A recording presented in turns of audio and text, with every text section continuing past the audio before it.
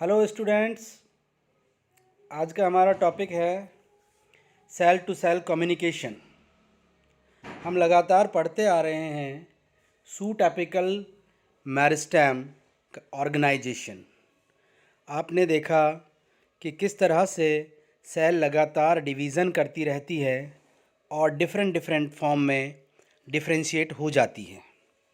तो एक सेल को फर्दर डिवीज़न करना है या डिफरेंशिएट होना है या एक्सटर्नल एनवायरनमेंट से मिलने वाले स्टिमुलस के अगेंस्ट क्या रिस्पॉन्स जनरेट करना है और कैसे एक सेल स्टिमुलस के अगेंस्ट रिस्पॉन्स करती है, वो सारा का सारा किया जाता है सेल टू सेल कम्युनिकेशन।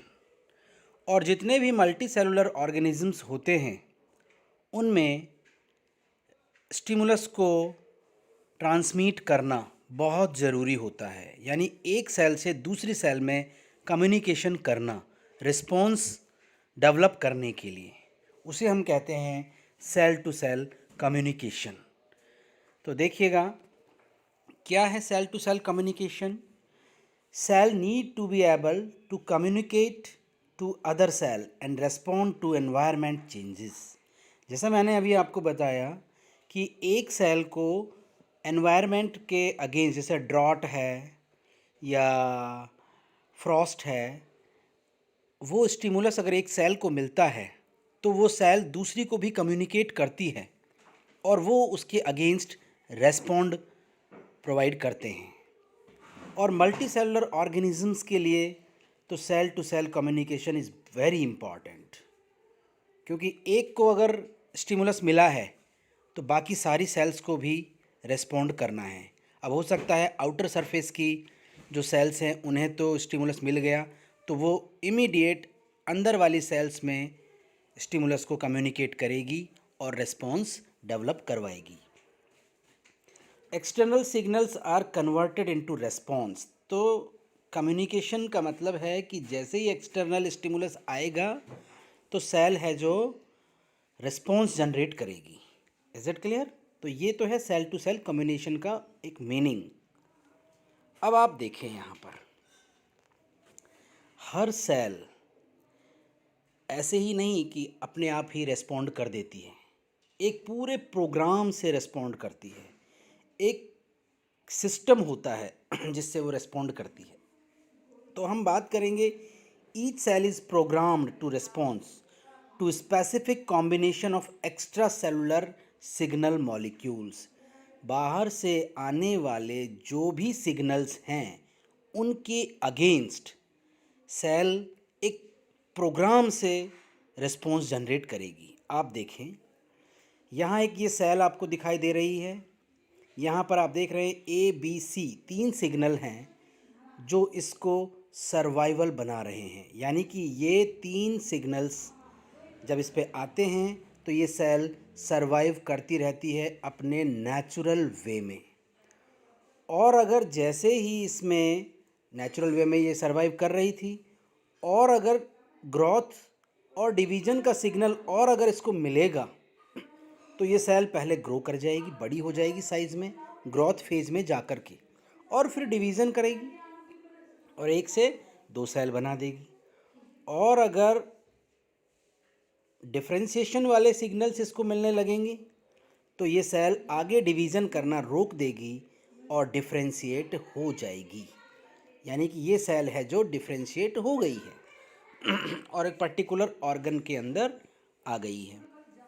अब अगर ये सारे सिग्नल इसको सरवाइव करने वाले सिग्नल बंद हो जाएं, यहाँ देखिए आप, ये तीनों सिग्नल जो इस सेल को सरवाइव कराते हैं, अगर ये तीनों बंद हो जाएंगे, कोई सिग्नल इसको नहीं आ रहा है, तो सेल डेथ कर जाएगी, यानी कि मर जाएगी और इसको हम कहेंगे एपोप्टिक सेल। एपोप्टिक सेल्स का मतलब होता है क्या कि प्रोग्राम से सेल को एक डेथ किया गया। यानी अब ये कब होता है, ये सिग्नल क्यों नहीं आते हैं, ये जब ये सेल के अंदर कुछ टॉक्सिन्स आ जाए, हार्मफुल सब्सटेंसेस बनने लग जाएं, ओल्ड एज में हो जाएं, तो सर्वाइवल सिग्नल्स हैं जो स्टॉप करने लगते हैं।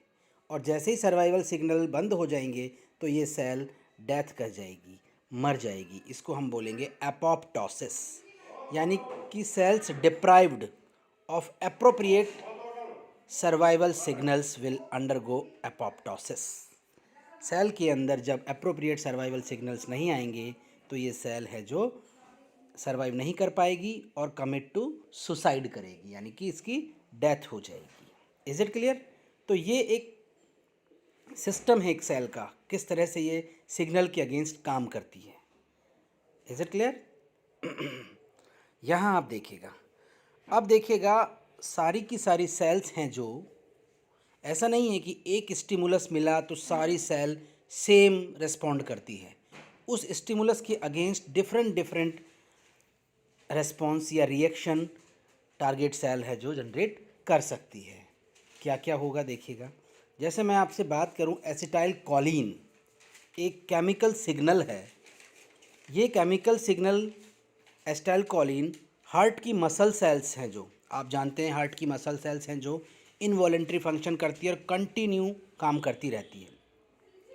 तो ये एसिटाइल कोलिन इनकी सेल मेम्ब्रेन पे जो रिसेप्टर होते हैं उस पर बाइंड होता है और क्या करती है, इसको decrease the rate and force of contraction, यानी कि यहाँ पर फोर्स ऑफ कॉन्ट्रैक्शन को कम कर देती है। मसल सेल्स की मैं बात कर रहा हूँ, वो भी कौन सी, हार्ट मसल सेल्स को। और अगर स्केलेटल मसल सेल्स पर ये जाएगा सिग्नल तो क्या करेगा, देखिएगा ये कॉन्ट्रैक्ट कर देगा इसको। ठीक है, ये फोर्स, ये कॉन्ट्रैक्शन को डिक्रीज़ किया इसने, यानी रिलैक्स कराया, और इसने कॉन्ट्रैक्ट किया। तो देखिए यहाँ पर एक ही सिग्नल है एसिटाइल कोलिन, लेकिन उसका इफ़ेक्ट दोनों जगह पे अलग अलग हो रहा है। और सैलाइवरी ग्लैंड पे अगर ये सिग्नल जाएगा तो सैलाइवरी ग्लैंड से सीक्रेशंस को जनरेट करेगा। तो डिफरेंट डिफरेंट सेल्स हैं जो सिग्नल्स के अगेंस्ट डिफरेंट डिफरेंट रिएक्शंस कर सकती है। Is it clear? तो ये था आपका सेल किस तरह से रिस्पॉन्ड कर रही हैं। अब आप यहाँ देखें कैसे कम्युनिकेट होता है यीस्ट सेल में। हम बात करें yeast cell identify their mates by cell signallings. यहाँ ध्यान देंगे आप कि आपको पता है कि जब इनमें कॉन्जुगेशन होता है, यानी कि एक यीस्ट सेल दूसरी यीस्ट सेल के साथ मेट करती है, यानी कि सेक्सुअल रिप्रोडक्शन करती है, तो कैसे वो सिग्नलिंग जनरेट करती है। सबसे पहले आप गौर से देखेंगे, ये ए एक यीस्ट है ए, और एक दूसरा यीस्ट है एल्फा। Is it clear? तो आप यहाँ ए की सरफेस पे कुछ देख रहे हैं, ये क्या है, ये ए की सरफेस पे आप देखिए कुछ रिसेप्टर दिख रहे हैं जहाँ कुछ बाइंड हो सकता है। यहाँ देखिए, यहाँ देखिए, यहाँ देखिए, एक्सचेंज ऑफ मैटिंग फैक्टर, यानी कि दूसरे में आप देखिएगा यहाँ पर ये बॉल लाइक स्ट्रक्चर, यहाँ देखिएगा ये, यहाँ भी रिसेप्टर्स हैं और बॉडी के अंदर यानी साइटोप्लाज्म में यहाँ अल्फा फैक्टर मौजूद है और यहाँ पर ए फैक्टर मौजूद है। तो ये अपने मेट्स को, यानी जिसके साथ सेक्सुअल रिप्रोडक्शन करना है, तो राइट टाइप के मेट को चूज़ करने के लिए ये सिग्नलिंग जनरेट करेंगे। कैसे करेंगे देखिए, exchange of mating factors, each cell type secrete a mating factor. इसने अपना mating factor a generate release किया, इसने अपना मैटिंग फैक्टर अल्फा रिलीज़ किया।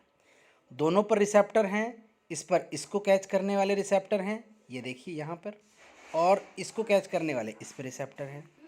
Mating factor that bind to receptor on other cell types, मैंने आपको बताया। तो दोनों की सरफेस पर जो रिसेप्टर हैं एक दूसरे के मेटिंग फैक्टर को रिसीव करने वाले, तो यहाँ देखेंगे आप ये रिसीव हो जाएगा और दोनों मेट करना स्टार्ट कर देंगे। Binding of the factor to receptor induce changes in cells that lead to their fusion, यानी कि जैसे ही ये मेटिंग फैक्टर रिसेप्टर्स पर अटैच होंगे तो इनकी मेम्ब्रेन पर चेंजेस अकर्स होंगे, चेंजेस उपस्थित होंगे, जिससे ये दोनों एक दूसरे से जुड़ जाएगी और क्या बना लेगी, फ्यूज़न को लीड करेगी। यानी यहाँ पर इनका फ्यूज़न स्टार्ट हो गया। यहाँ देख रहे हैं आप साइटोप्लाज्म तो मिक्स हो गया है, अब न्यूक्लियस को मिक्स होना है। New a alpha cells, the nucleus of the fused cell include all the genes from the a and alpha cell, और बाद में दोनों के न्यूक्लियस फ्यूज़ हो जाएंगे। तो आपने देखा किस तरह से यीस्ट है जो अपने मेट्स को सेलेक्ट करती है बाय सेल सिग्नलिंग से।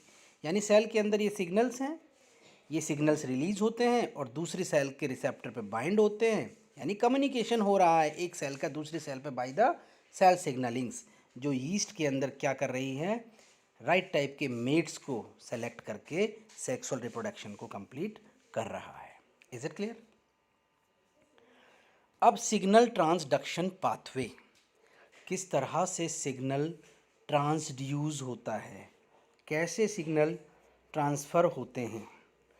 तो पहली बात तो ये है क्या सिग्नल ट्रांसडक्शन पाथवे क्या है? Convert signals on a cells surface into cellular response. ध्यान देना है अब आपको यहाँ पर कि सेल की सरफेस पे सिग्नल जुड़ेगा, सिग्नल अंदर एंट्री नहीं करता है, केवल सरफेस पे जुड़ता है, और सरफेस पे जुड़ करके कैसे सेल से रिस्पॉन्स जनरेट करवाता है उसे हम कहते हैं सिग्नल ट्रांसडक्शन। आप देखिएगा इसको, स्टेप में हमने एक्सप्लेन किया है इसको। पहली बात तो local and long distance signalling. एक तो लोकल क्या होता है, बिल्कुल पास में, यानी उसी सेल के अंदर सिग्नल जनरेट होना, रेस्पॉन्स जनरेट होना है। और दूसरा क्या होता है, कहीं और जाके सिग्नलिंग जनरेट करवानी है। तो देखिए, cell in a multi cellular organism communicate by chemical messengers. यानी जो मल्टी सेलुलर ऑर्गेनिज्म होंगे वहाँ पर कुछ केमिकल्स लाइक हार्मोन्स रिलीज होंगे जो एक जगह से दूसरी जगह पे जाएंगे और वहाँ से रिस्पॉन्स जनरेट करवाएंगे। Is it clear? Animal and plant cells have cell junction that directly connect the cytoplasm of adjacent cell। अब आपको ये मालूम होना चाहिए, प्लांट सेल होती हैं वो और एनिमल सेल आपस में जुड़े हुए होते हैं खास स्ट्रक्चर से।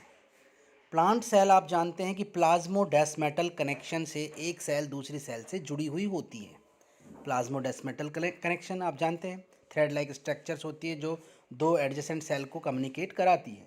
जबकि एनिमल सेल में क्या होते हैं, गैप जंक्शंस होते हैं।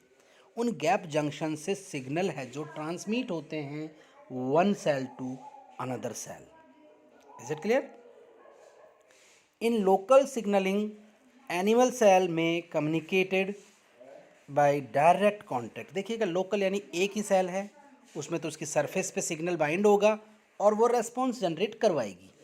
जबकि मल्टी सेलुलर में क्या होगा, एक सेल से वो मैसेज अलग अलग सेल में होता हुआ जहाँ रेस्पॉन्स जनरेट करना है वहाँ पर पहुँचना होगा। यहाँ देखिए, मैंने अभी आपको बताया ये एनिमल सेल आप देख रहे हैं। अरे यार, ये क्या हो गया? हाँ, यहाँ आप देखिएगा एनिमल एंड प्लांट सेल में किस तरह से कम्युनिकेशन हो रहा है। यहाँ देखिएगा, ये प्लाज्मोडेस्मेटा आपको दिख रहे हैं, ये देखिए प्लाज्मोडेस्मेटल कनेक्शन। एक सेल है, यहाँ से ये केमिकल ट्रांसमिट कर रहे हैं, नहीं कर रहे हैं, तो ये तो प्लाज्मोडेस्मेटा हो रहा है बिटवीन प्लांट सेल्स में। और ये एनिमल सेल में ये गैप जंक्शन आप देखिएगा, यहाँ देखिए गैप जंक्शन है, इन गैप जंक्शन से ये केमिकल्स यानी मैसेंजर्स है जो ट्रांसमिट कर रहे हैं। Cell junction, both animal plant have cell junction that allow molecules to pass relay between adjacent cell without crossing plasma membrane। यानी कि गैप जंक्शन से मॉलिक्यूल्स हैं जो पास होते रहते हैं एडजेसेंट सेल के अंदर बिना क्रॉसिंग किए प्लाज्मा मेम्ब्रेन, क्योंकि यहाँ पर प्लाज्मा मेम्ब्रेन नहीं होती है, यहाँ गैप होते हैं, और यहाँ प्लाज्मोडेस्मेटा में मेम्ब्रेन नहीं होती है, तो आराम से यहाँ पर signalling one cell to next cell में ट्रांसमिट होता रहता है। ये देखिएगा, मैं बात करूँ पहले लोकल सिग्नलिंग क्या है। लोकल सिग्नलिंग अभी मैंने जैसे ईस्ट में बताया था, ईस्ट के अंदर क्या होता है, यहाँ पर कम्युनिकेट डायरेक्ट कॉन्टैक्ट। यहाँ आप देख रहे हैं कि एक सेल है, इस सेल के ऊपर यहाँ आप देख रहे हैं कि कुछ खास स्ट्रक्चर्स बनी हुई है। यहाँ देखिए दूसरी सेल है, इसके ऊपर कुछ रिसेप्टर्स बने हुए हैं। सबसे पहले ये सेल इन रिसेप्टर के साथ जुड़ जाती है और एक कनेक्शन बना लेती है, और फिर direct to cell in an animal में communicate by interaction between molecules protrudes from their surface. यानी कि इसकी सरफेस के ऊपर ये आप देख रहे हैं, ये कुछ प्रोट्रूड्स आउटग्रोथ्स बनी हुई हैं, और दूसरे के ऊपर ये रिसेप्टर बने हुए हैं। इन रिसेप्टर के साथ ये जुड़ करके रिसेप्टर कॉम्प्लेक्स बनाते हैं और इस सेल का सिग्नल है जो यहाँ इस सेल में जनरेट हो जाता है। ये होता है local signalling. Is it clear? जो कॉमनली एनिमल सेल्स में मिलता है। यहाँ देखिए लॉन्ग डिस्टेंस सिग्नलिंग। अभी मैंने आपको बताया कि लॉन्ग डिस्टेंस सिग्नलिंग कैसे होता है। प्लांट और एनिमल दोनों के अंदर ये हॉर्मोन्स के थ्रू किया जाता है। लॉन्ग डिस्टेंस सिग्नलिंग हम जानते ही हैं। लॉन्ग डिस्टेंस सिग्नलिंग में जैसे हॉर्मोन्स की मैं बात कर रहा हूँ, एनिमल सेल में बहुत सारे हॉर्मोन्स एंडोक्राइन ग्लैंड से बनते हैं और ये हॉर्मोन्स हैं जो ब्लड के थ्रू टारगेट ऑर्गन पे पहुँचते हैं और वहाँ जाके सेल को रिस्पोंड करवाते हैं। ऐसे ही हार्मोन हैं जो प्लांट सेल में बनते हैं। जैसे प्लांट हार्मोन आप जानते हैं ऑक्सीन, जिब्रेलिन, साइटोकिनिन, इथाइलिन। ये डिफरेंट लोकेशंस पे पहुंच के उन सेल्स से रिस्पॉन्स जनरेट कराते हैं। तो ये होता है क्या? Long distance signalling. आप देख रहे हैं यहाँ एंडोक्राइन ग्लैंड है, यहाँ से हार्मोन बना, ब्लड वेसल्स में आया, ब्लड वेसल्स से ये हार्मोन ट्रेवल करके टारगेट ऑर्गन पे पहुँचा, टारगेट सेल से ये रिस्पॉन्स करवाया। तो ये हुआ लॉन्ग डिस्टेंस सिग्नलिंग जो प्लांट और एनिमल दोनों के अंदर पाया जाता है। अब आप जानते हैं ये किसने, जो सिग्नल ट्रांसडक्शन है, ये किसने सबसे पहले डिस्कवर किया था? ये E.W. शुदरलैंड ने किया था।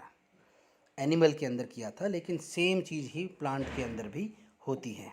Hormone epinephrine act on sale. इन्होंने बताया था कि किस तरह से एपिनेफ्रिन हार्मोन जो कौन सी एंडोक्राइन ग्लैंड से रिलीज होता है? एड्रिनलिन ग्लैंड से। ये हार्मोन किस तरह से जाकर के अपना सिग्नल जनरेट करता है। Suggested that cell receiving. तो 3 प्रोसेस इसने बताया कि 3 स्टेप में ये सिग्नलिंग होती है। पहला क्या होता है? रिसेप्शन, दूसरा ट्रांसडक्शन और तीसरा रिस्पॉन्स। यानी कि पहले सिग्नल को रिसेप्ट किया जाएगा, फिर उसको कम्युनिकेट किया जाएगा और फिर रिस्पॉन्स जनरेट किया जाएगा, जो हम एक एक करके स्टेप्स नेक्स्ट क्लास में बात करेंगे इसकी। आज के लिए इतना ही काफ़ी है। Thank you.